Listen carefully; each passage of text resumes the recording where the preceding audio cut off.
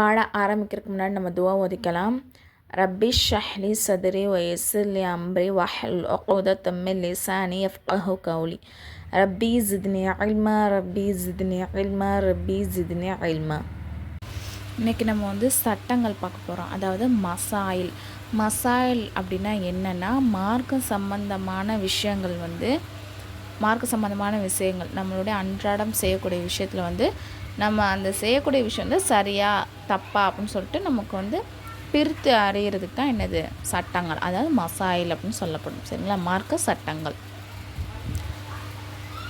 அதில் ஃபஸ்ட்டு நம்ம உழுவுடைய ஃபர்லை பார்க்க போகிறோம்.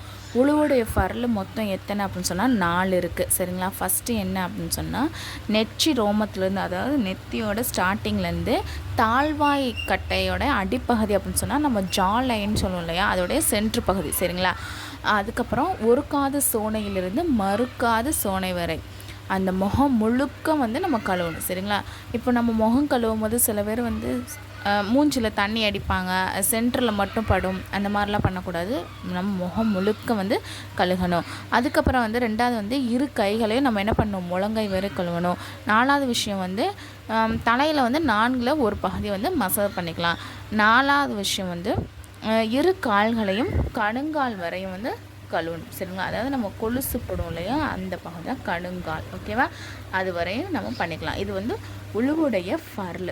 இப்போ நம்ம தண்ணியே கிடையாது, கொஞ்சோண்டு தண்ணி தான் இருக்குது அப்படின்னு சொன்னால் நம்ம அந்த உழுவுடைய ஃபர்ல் மட்டும் செஞ்சுக்கலாம். சரிங்களா, இந்த 4 விஷயங்கள் மட்டும் இந்த பாடத்துலேயே இந்த கொஷின் இருக்குது, அதை எழுதிருங்க. ஓகேவா, அடுத்து உழு செய்வதன் சுன்னத்தான முறைனா என்ன அப்படின்னு சொன்னால் ஃபஸ்ட்டு உழு செய்கிற நியத் வைக்கணும். சரிங்களா, நியத்து வச்சதுக்கப்புறம் பிஸ்மில்லா சொல்லிவிட்டு என்ன பண்ணோம் அப்படின்னு சொன்னால் 2 கைகளையும் மணிக்கட்டு வரையும் நல்லா, இந்த மணிக்கட்டுனா நம்ம இங்கே வளையல் இந்த மாதிரி போடுறோம் இல்லையா, அது வரை நல்லா கழுவணும். கழுவுனதுக்கப்புறம் என்ன பண்ணணும், 3 தடவை கழுவணும். சரிங்களா, சுன்னத்துனா 3 தடவை கழுவணும். 3 தடவைக்கு மேலே கழுவக்கூடாது. சரிங்களா, 3 தடவைக்கு கம்மியாக கழுவிக்கலாம். 1 தடவை 2 தடவை கழுவிக்கலாம், 3 தடவை கழுவிக்கலாம். 3க்கு மேலே பண்ணக்கூடாது. ஓகேவா, அதுக்கப்புறம் என்ன பண்ணோம் அப்படின்னு சொன்னால் மிஸ்வாக் செய்யணும். மிஸ்வாக் இல்லை அப்படின்னு சொன்னால் அதாவது நம்மளுடைய விரலை வச்சு பல்லை சுத்தம் பண்ணிக்கலாம். அதுக்கப்புறம் 3 தடவை என்ன பண்ணணும், வாய் கொப்பளிக்கணும்.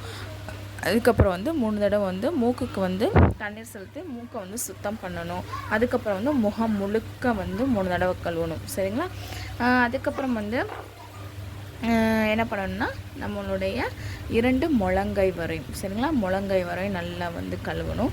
கழுவுனதுக்கப்புறம் எல்லாமே 3 தடவை. ஓகேங்களா, அப்போ நம்ம அதுக்கப்புறம் என்ன செய்யணும் அப்படின்னு சொன்னால் நம்மளுடைய அதாவது தலைக்கு அப்புறம் நம்ம தலைக்கு மசாஜ் பண்ணுறோம். மசாஜ் பண்ணும்போது என்ன செய்யணும் அப்படின்னு சொன்னால் காதுகளையும் அப்படியே இது பண்ணணும். எப்படின்னா நம்மளுடைய காதுகளையும் பெரடி வரையும் கொண்டு போயிட்டு நம்ம ரிட்டன் கொண்டு வரணும். சரிங்களா, அப்போ நம்ம என்ன பண்ணணும்னா நம்மளுடைய சுண்டு விரல் இருக்கு இல்லையா, அந்த சுண்டு விரலை காதுக்குள்ளே வச்சுக்கணும். ஓகேவா, இந்த ஆள்காட்டு விரல் இருக்கு இல்லையா, அது காதுக்கு பின்னாடி வச்சுக்கணும். ஓகேவா, காது மசாஜ் செய்கிறது சுண்டு விரல் காதுக்கு உள்ளக்க இருக்கணும், கட்டவரல் காதுக்கு பின்னாடி இருக்கணும். இப்படி மசாஜ் செய்யணும். ஓகேவா, அப்புறம் காது மசாஜ் செய்கிறது. தலைக்கு மசாஜ் செய்யும் போது நம்ம ஸ்டார்டிங்லேருந்து எண்டிங் பெரடிக்கு போயிட்டு ரிட்டன் திரும்பவும் முன்னாடி கொண்டு வரணும். சரிங்களா, இதுதான் சுன்னத்தான முறைகள். அப்புறம் 2 கால்களையும் கரண்டை வரையும் நல்லா அந்த விரல் இடுக்கலாம். நம்ம கொலுசு போட்டிருந்தா கொலுசெல்லாம் அப்படி நவட்டி விட்டு நல்லா நம்ம கழுவணும். சரிங்களா, இதில் உள்ள பாடத்தை ஃபுல்லாக இந்த கொஷின்லாம் இருக்குது.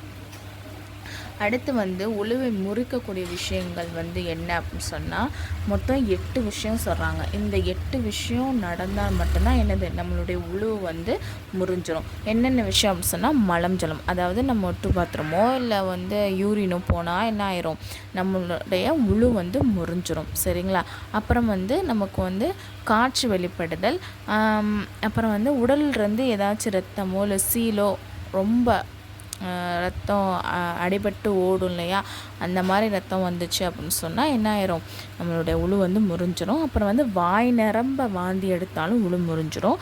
இப்போ படுத்துட்டோ இல்லை சாஞ்சிக்கிட்டோ அப்படியே தூங்கிட்டாங்க அப்படின்னு சொன்னாலும் உங்களுடைய உழு என்னது முறிஞ்சிடும்.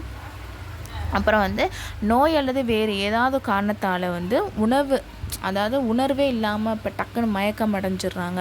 இந்த மாதிரி செயல்லாம் நடந்துச்சு அப்படின்னு சொன்னால் அவங்களுடைய உழு வந்து முறிஞ்சிரும். அப்புறம் வந்து பைத்தியம் பிடிப்பது.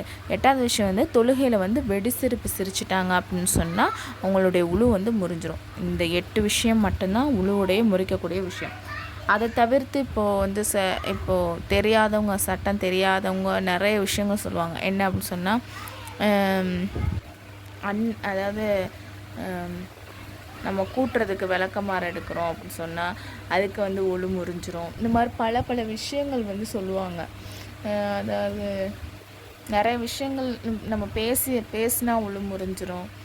இந்த மாதிரி விஷயங்கள்லாம் சொல்லுவாங்க. அதெல்லாம் கிடையாது. சரிங்களா? இந்த 8 விஷயங்கள் மட்டும்தான் உழுவை முறிக்கக்கூடிய விஷயங்கள். அதோட இந்த படத்தோட கொஷின் கீழேயே இருக்குது. சரிங்களா? உழுவின் பல்வேறு சட்டங்கள், இன்னும் சில எக்ஸ்ட்ரா சட்டங்கள் சொல்கிறாங்க. என்ன அப்படின்னு சொன்னால் நம்ம வந்து நெகை பாலிஷ் வந்து போடக்கூடாது. ஏன் போடக்கூடாது அப்படின்னு சொன்னாங்கன்னா, இப்போ நெகத்தில் போடுறோம் அப்படின்னு சொன்னால் அந்த இடத்துல வந்து தண்ணி படாதனால என்ன ஆகும், அதாவது உழு வந்து ஏற்றுக்கொள்ளப்படாது. சரிங்களா? அதாவது தண்ணி வந்து நம்ம என்னென்ன விஷயங்களை கழுவுறோமோ, உழு செய்யக்கூடிய உறுப்புகள் நம்ம படித்தோம் இல்லையா, அந்த விஷயங்கள்லாம் நனைஞ்சால் மட்டும்தான், அந்த உறுப்புகள்லாம் நனைஞ்சால் தான் உழு வந்து கூடும். அதே மாதிரி கடமையான குளிப்பும் கூடும். அப்போ வந்து அந்த இடத்துல நம்ம வந்து நெகத்தில் போடுறோம் அப்படின்னு சொன்னால் அந்த இடத்துல தண்ணி படாட்டி நம்மளுடைய உழுவோ குளிப்போ அது ஏற்றுக்கொள்ளப்படாது. அதனால தான் நெகை பாலிஷ் போடக்கூடாது. அப்படியே போட்டிருந்தாலும் என்ன பண்ணிடணும், நம்ம வந்து அதை ரிமூவ் பண்ணிட்டு தான் என்ன பண்ணணும், உழு செய்யணும். அப்புறம் லிப்ஸ்டிக்கு சேம் அதே ப்ரொசீஜர் தான். இப்போ லிப்ஸ்டிக் போடுறனால அது வந்து பல கெமிக்கலால் தயாரிக்கப்படுறது. அப்படி தானே? அப்படி இருக்கும் போது அதுவும் தண்ணி படுறதுக்கும் உழுவும் கூடாமல் போயிடும். அதனால் அதை ஃபுல்லாக வந்து நீக்கிட்டு தான் நம்ம என்ன பண்ணணும், உழு செய்யணும். அதே மாதிரி பெயிண்ட்டு பட்டுருச்சுன்னா உடனே நீங்காது. அதை வந்து என்னது பல விஷயம், அதாவது அது என்னது மண்ணெண்ணெயை வச்சு ரிமூவ் பண்ணுவாங்க. சரிங்களா? அந்த மாதிரி கடினமாக அது ஒட்டிடுச்சுன்னா சீக்கிரமாக போகாது. அந்த மாதிரி ஐட்டம்லாம் பெயிண்ட்டோ இல்லை இந்த ஒயிட்னரு அதே மாதிரி தான்.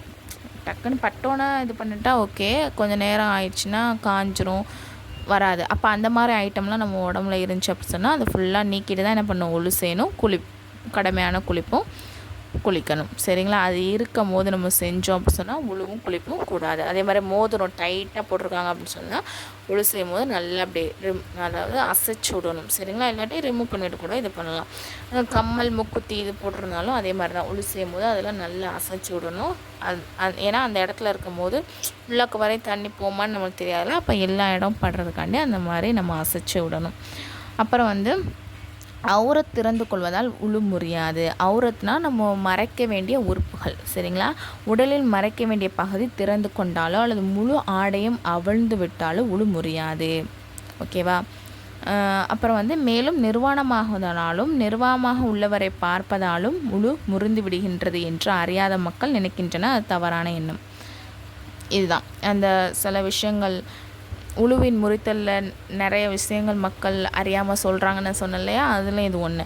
அதாவது நிர்வாணமாக நம்ம நிற்கிறதுனாலையும் இல்லை நிர்வாகமாக இருக்கிறவங்கள நம்ம பார்க்குறது மூலமாகவும் என்ன ஆகாது, உழு வந்து முறியாது.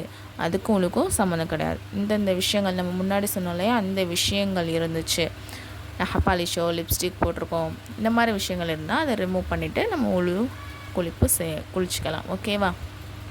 இது ஃப்ரீ முஅல்லமா கோர்ஸ். இது வந்து நம்ம சர்டிஃபிகேட் கொடுத்துருவோம் இன்ஷா அல்லாஹ். இந்த கோர்ஸில் வந்து ஜாயின் பண்ணுறதுக்கு விருப்பம் உள்ளவங்க, அதாவது ஒன்லி லேடிஸ் மட்டும், நான் கீழே டிஸ்கிரிப்ஷனில் டெலகிராம் சேனலோடைய லிங்க் வந்து கொடுக்குறேன். இன்ஷா அல்லாஹ் விருப்பம் உள்ளவங்க மட்டும் அதில் வந்து ஜாயின் பண்ணிக்கோங்க. இன்னும் டீட்டெயில்ஸ் வந்து அந்த சேனலே நான் கொடுத்துருக்கேன். அஸ்ஸலாமு அலைக்கும் வரஹ்மத்துல்லாஹி வபரகாத்துஹு.